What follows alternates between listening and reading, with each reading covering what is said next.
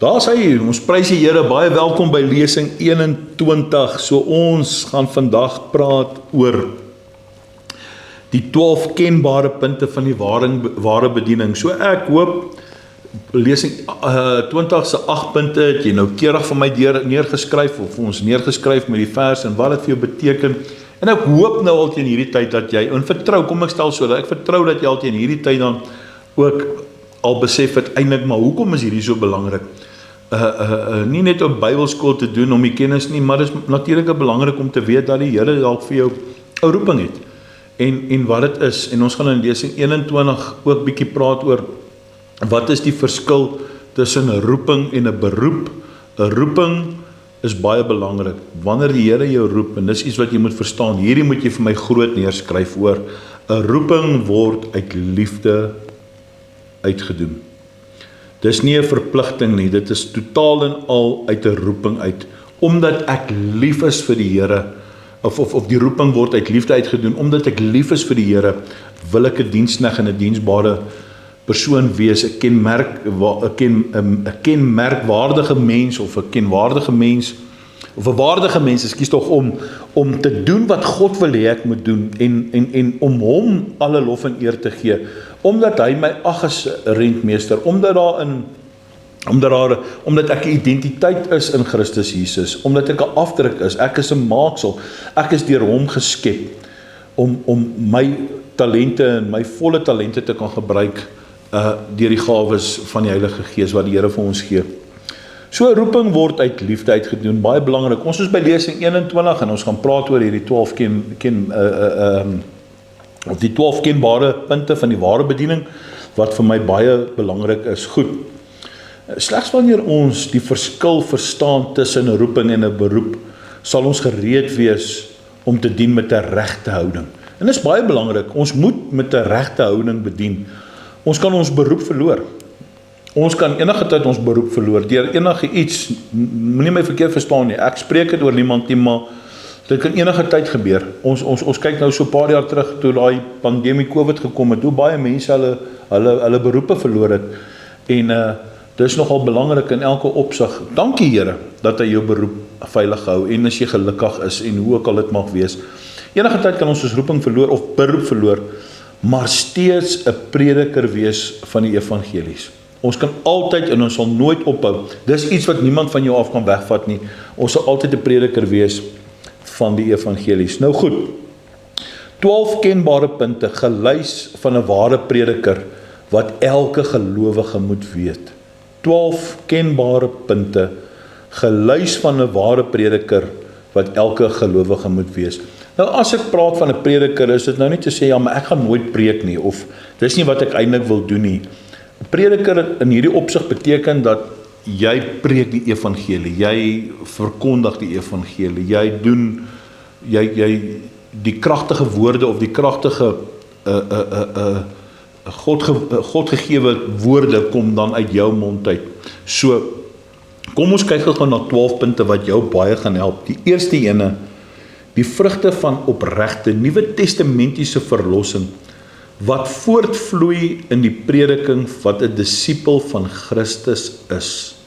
Goed, Matteus 3 vers 10, 11, Lukas 14, 25 en 35. Ek wil gou vir jou hierdie lees, daar in Matteus 3. Johannes die Doper gee hier vir ons 'n kragtige woord in Matteus 3. Vers 10 sê hy vir ons, maar die by lê ook al teen die wortel van die bome. Hoor mooi, elke boom wat geen goeie vrug dra nie, word uitgekap en in die vuur gegooi. Ek doop julle wel met water tot bekering, maar hy wat na my kom, is sterker as ek, wie se skoene ek nie waardig is om aan te trek nie. Hy sal julle doop met die Heilige Gees en met vuur. Hy sal julle doop met die Heilige Gees en met vuur. Weet jy, toe ek weer net hierdie lees, dan besef ek baie kere, veral op 'n begrafnis na die tyd, en so baie kere kry ons hierdie boodskappe ook oralste geskryf, rus en vrede. Ek wil vir jou iets sê vandag, as 'n mens daarna gaan kyk, 'n mens sal nooit in vrede rus sonder wedergeboorte nie. En dit is wat jy moet hoor vandag. Daar is dis nie goedkoop woorde nie. Om in vrede te rus, is dat jy 'n lewe gelewe het soos 'n wedergebore. Johannes 3 vers 3 sê vir ons dat sonder wedergebore ons die koninkryk van God nie sal beerwe nie. So ek wil vandag vir jou sê, voordat jy ooit dink dat iemand iets op jou grafsteen moet sit, of iets op jou doodsbriefie moet skryf, of 'n boodskap moet skryf, moet 'n mens eerlik wees, sal dit werklik woorde wees soos rus en vrede? Want sonder wedergebore, kan ek vandag vir jou sê my Bybel, God se woord, die 53 vertaling, dat daar nie sal vrede wees nie. Daar sal 'n geween en 'n geknars van tande wees. Ek wil hê jy moet dit verstaan vandag. Dis baie belangrik. En hierdie moet ons aan die wêreldse mense, aan die mense gaan verkondig wat sonder wedergebore voortleef, asof daar nie 'n einde gaan wees nie. God gee elkeen 'n vrye keuse, maar jy moet dit besef vandag. Hoor wat sê Johannes vir ons. Hy sê dat maar die byl lê ook altyd in die wortel van die boom. Elke boom wat geen goeie vrugte dra nie, word uitgekap en in die vuur gegooi. Rus en vrede, onthou hierdie altyd. Ek hoop jy moet dit neerskryf om 'n boodskap so te kan gee. Nie om mense te oordeel nie, maar om te weet dat ek en jy hierdie verklaring kan maak met definitiewe skrifberuiming of skrifbewyse. Sonder wedergebore sal ons die koninkryk van God nie beerwe nie. 2. Hanteer die woord van God. Hierdie mense is belangrik. Hanteer die woord van God en gebruik behoorlike Bybelskrifverklarings. Moenie soos dwaase net goed uit die lug uitblik nie. Maak seker jy verstaan Bybelse skrifverklarings. 2 Timoteus 2 vers 15. Paulus skryf dit aan hierdie goddelose gemeente van Korintiërs.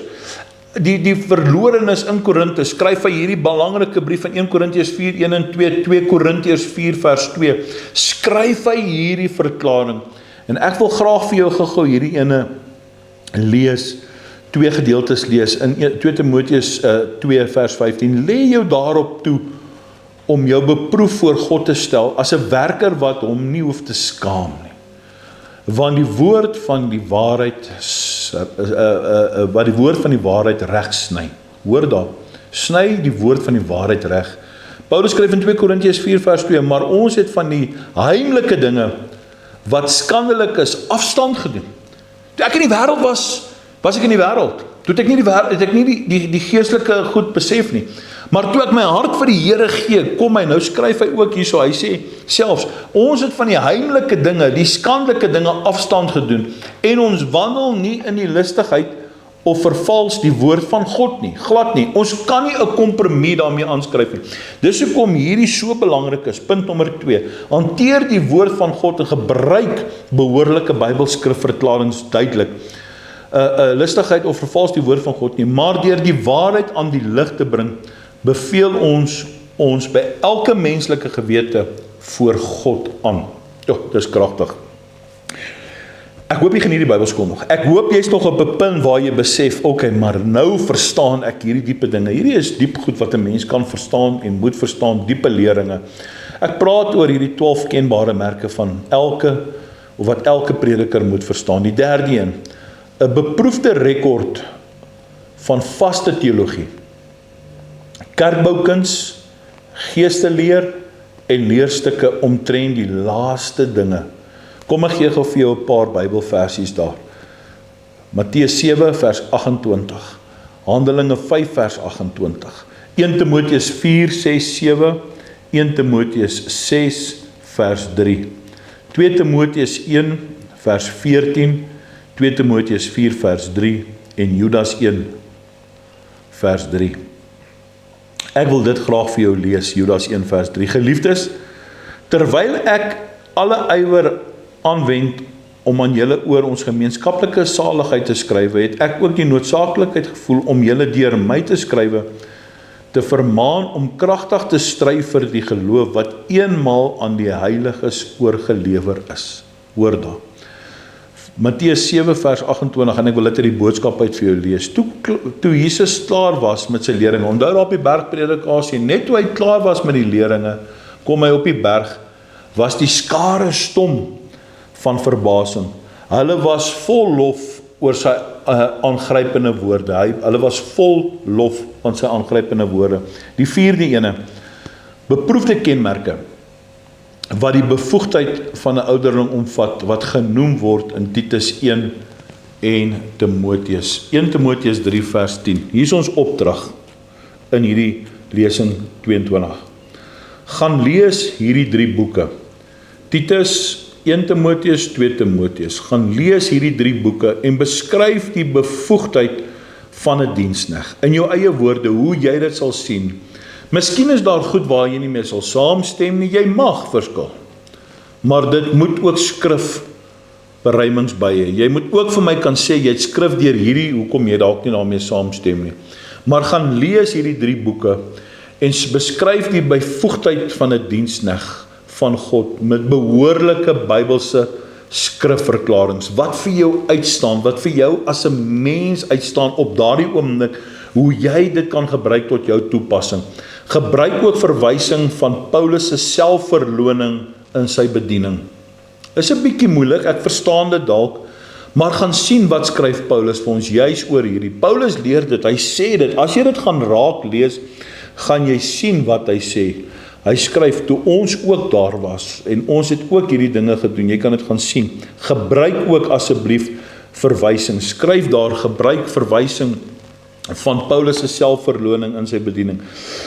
2 Korintiërs 6, ek gaan vir julle gou daar 'n gedeelte gee. Kom ek gee gou vir julle 1 Timoteus 4 vers 16. Kom ek lees dit gou vir julle. Let op julleself en op die leer. Volhard daarin. So wat leer ek nou hier en wat kan ek vir myself hier inskryf? Volhard daarin. Want deur dit te doen sal jy jouself red, hoor daar. Waar begin dit? By jouself natuurlik. Jy kan nie ander mense gaan red, jy kan in elk geval nie mense red nie, maar jy kan nie 'n prediker wees vir ander mense as jy nie gesond is nie. Jy moet eers jou eie redding vind en wat dit vir jou beteken. Hoor wat sê, let op jouself. Waar begin dit? Op jouself. Praat met jou vandag. Elke een wat na my luister, wat hierdie Bybelverse gaan neerskryf of hierdie opdrag gaan neerskryf. Let op jouself en op die leer.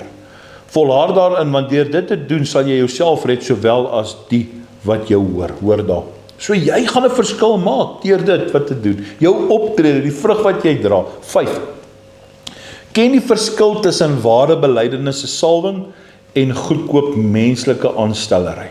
1 Johannes 2 vers 27, 2 Korintiërs 1 vers 21. Ek wil gou 27 vir jou lees en 21, daai 2. En die salwing wat julle van hom ontvang het, bly in julle. En julle het nie nodig dat iemand julle leer nie, maar soos hierdie salwing julle aangaande alles leer, so is dit ook waar en geen leuen nie. En soos die julle geleer het, so moet julle in hom bly. 2 Korintiërs 1:21. Ag, is mooi. Maar hy wat ons saam met julle bevestig in Christus en ons gesalf het, is God. Jo, om te weet, dis nie 'n mens wat dit gedoen het nie, dis God. Dis die Vader, die alomteenwoordige God, die God bo alle gode. Die konings bo elke koning het ons bevestig in Christus en hy het ons self gesalf. 6. Ken die beginsel van verantwoordelikheid, gesag en gehoorsaamheid.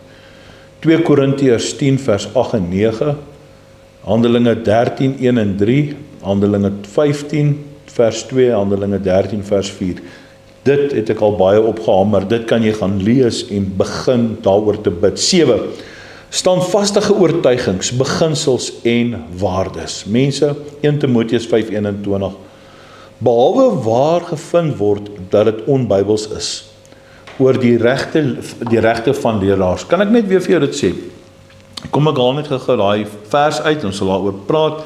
Standvastige oortuiging, beginsels en waardes, behalwe waar gevind word dat dit onbybels is, oor die regte van leraars.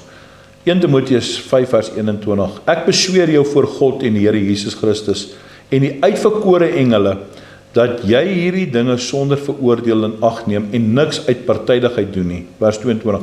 Moenie haastig iemand die hande oplê nie. Hoor daar. En moet ook nie met die sonde van ander gemeenskap hê nie. Hou jou rein. Hou jou rein.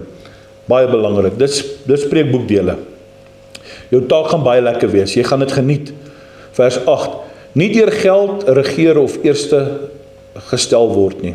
2 Petrus 2 vers 3, 2 Korintiërs 11 vers 7 tot 9, 2 Korintiërs 12 vers 13 tot 16. Ek wil gou vers 3 van 2 Petrus 2 vir jou lees. En uit hebsig sal hulle met verdigte woorde voordeel uit julle trek. Hoor daar. Ek hoor ons deesdae die mense noem hulle prosperity preachers. Petrus waarsku ons.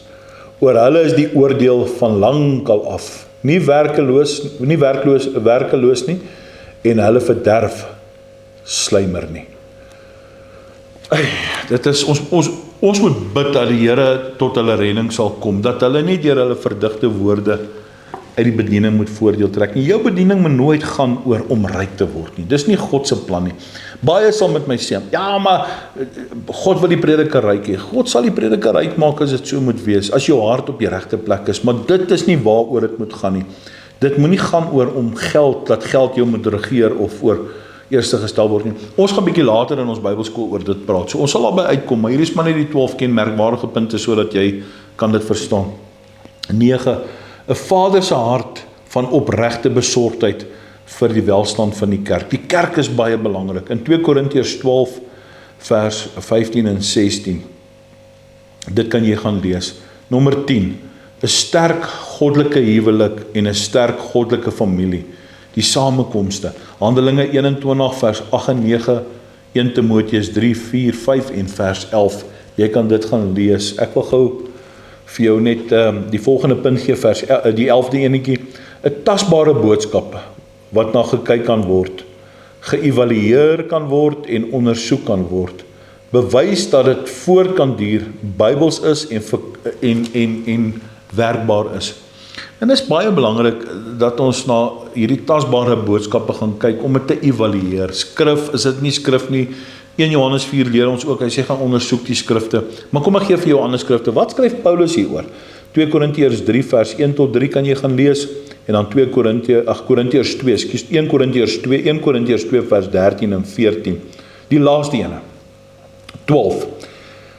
Die kruis is hulle sentrale fokus van hulle prediking. Altyd. Prediker, evangelis, dienaar, diensknegt van God, ouderlinge, noem dit soos wat jy wil. Die kruis moet altyd die sentrale fokus wees van jou prediking. Dis waar dit begin. 1 Korintiërs 2 vers 1 tot 5. Filippense 3 vers 18. Ek sluit hiermee af. Want baie van wie ek julle dit dikwels gesê het en nou ook onder trane sê, hoor wat sê hy skryf hierdie onder die trane, wandel as vyande van die kruis van Christus. Mense, ek en jy is 'n diensknegt. Dankie dat jy tot hier gekom het en nog nie opgegee het nie. Asseblief, Filippense 3 vers 18, daar is verlore mense daar baie. Paulus skryf hierdie en hy's onder trane. Nêrens lees jy dit nie. Behalwe hier. Hy's baie bedroef in sy hart in baie opsigte, maar hy sê ek skryf hierdie onder trane. Hy sê daar's baie mense wat daar buite as vyande wandel van die kruis van Christus.